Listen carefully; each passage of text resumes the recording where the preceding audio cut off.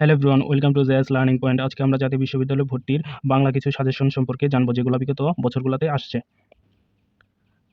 এবং খুবই ইম্পর্টেন্ট কিছু নৈবিত্তিক সম্পর্কে জানবো বাংলা।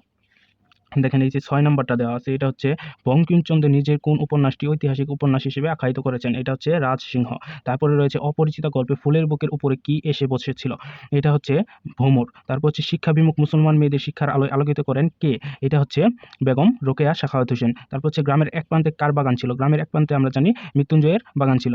আমাদের দৃষ্টিভঙ্গি পাল্টাতে হবে। এখানে দৃষ্টিভঙ্গি বলতে কি বোঝানো হয়েছে? এটা হচ্ছে মানসিকতা। বিভূতিভূষণের রচনায় প্রাধান্য পেয়েছে কোনটি? এটা হচ্ছে বাংলার প্রকৃতি ও মানুষের জীবন। রাজবন্দির জবানবন্দি নজরুল রচিত কোন ধরনের গ্রন্থ? এটি হচ্ছে প্রবন্ধ।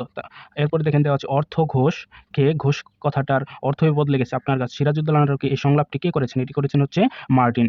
দেশে দেশে পীরদের সফর শুরু হয় কখন? দেশে দেশে পীরদের সফর শুরু হচ্ছে ধানের মৌসুমে। বাংলা শিল্পকলা একাডেমিতে আবু হেনা মুস্তফা কামাল কোন পদে দায়িত্ব পালন করেছেন? এটি হচ্ছে মহাপরিচালক।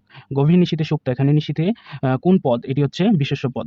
যে কাল শেষ হয়নি, এখনো চলছে, সেই কাল বোঝার জন্য কোনটি হয়? এটি ঘটমান বর্তমান।